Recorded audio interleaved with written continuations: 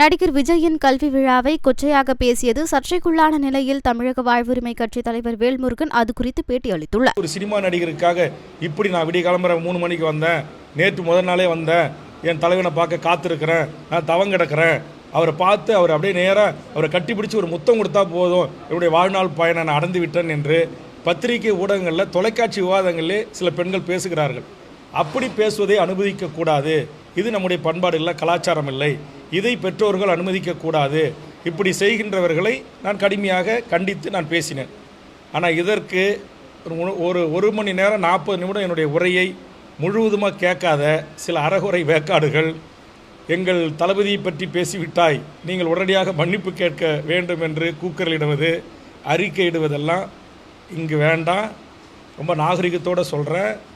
நான் நேரடியாக அரசியல் களத்திற்கு வரவில்லை. என்னுடைய வாழ்வு என்பதே ஒன்றிய அரசை, ஆதிக்க அரச பயங்கரவாதத்தை எதிர்த்து தனிநாடு கோரிய போராளி இயக்கங்களோடு என்னுடைய இளமைக்கால வாழ்வு தொடங்கியது.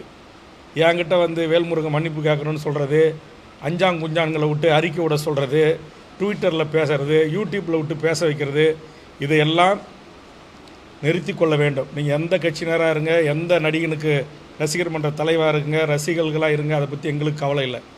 இந்த மண்ணையும் இந்த மக்களையும் 40 ஆண்டு காலம் நேசித்து இந்த மண்ணுக்காக எண்ணற்ற வழக்குகளையும் துன்பங்களையும் துயரங்களையும் தமிழுக்கும் தமிழர் நிலத்திற்கும் என் மொழிக்குமாக சந்தித்த வேல்முருகனாகிய நான், நீங்கள் அரசியலுக்கு வருகின்றேன் என்று சொல்லுகின்ற அல்ல வந்தவர்கள் யாராக இருந்தாலும் அந்த தவறை சுட்டி காட்டுவதற்கு எனக்கு உரிமை இருக்கிறது. அதை நான் சுட்டி காட்டியிருக்கிறேன்.